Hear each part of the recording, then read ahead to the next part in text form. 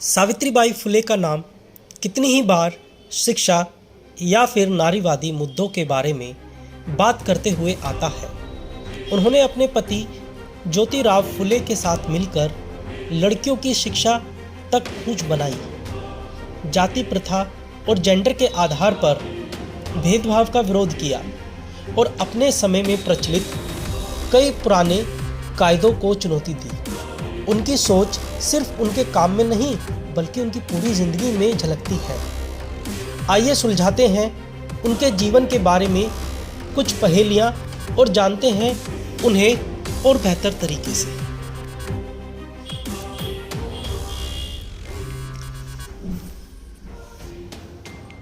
सही या गलत?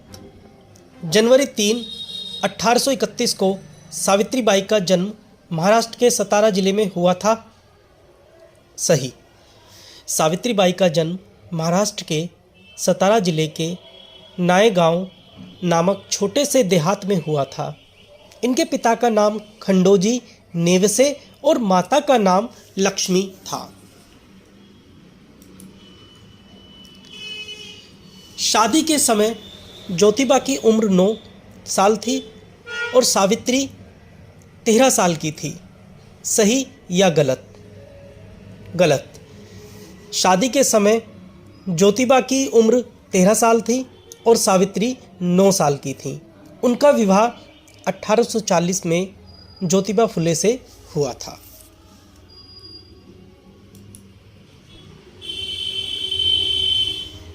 सावित्रीबाई ब्राह्मण लड़कियों के पहले स्कूल की टीचर थी। सही या गलत? गलत।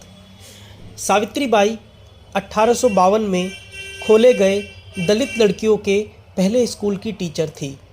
इससे पहले ज्योतिबा ने 1848 में लड़कियों के लिए स्कूल खोला था जिसमें सावित्रीबाई पढ़ाती थीं।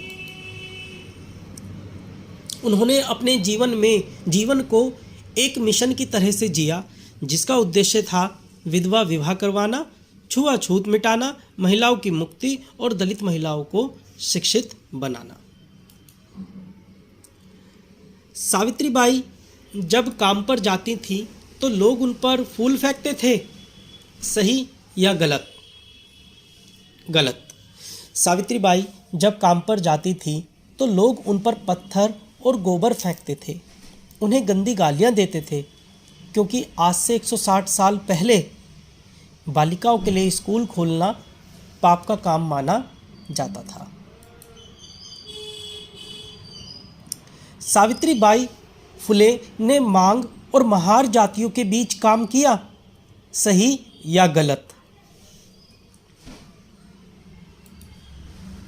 सही।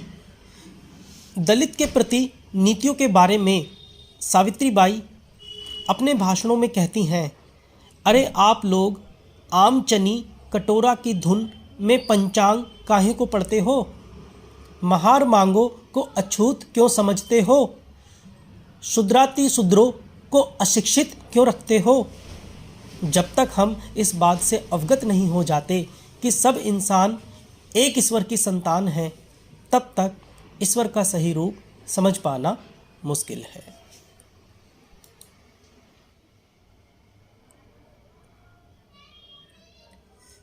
सावित्रीबाई और ज्योतिबा फुले एक विधवा ब्राह्मणी के बच्चों को गोद लिया। सही। ज्योतिबा को मूठा नदी के किनारे एक गर्भवती विधवा ब्राह्मणी मिली।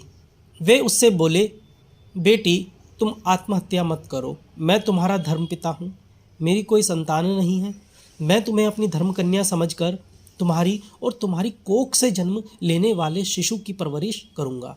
मेरी पत्नी भी तुम्हें देखकर प्रसन्न होगी। प्लेग के मरीजों की सेवा करते मार्च 10, 1897 को सावित्रीबाई भी प्लेग का शिकार हो गई। सही या गलत? सही। प्लेग महामारी में सावित्रीबाई प्लेग के मरीजों की सेवा करती थीं। एक प्लेग से प्रभावित बच्चे की सेवा करने के कारण उनको भी ये बीमारी लग गई और इसी कारण 10 मार्च 1897 को उनकी मृत्यु हुई।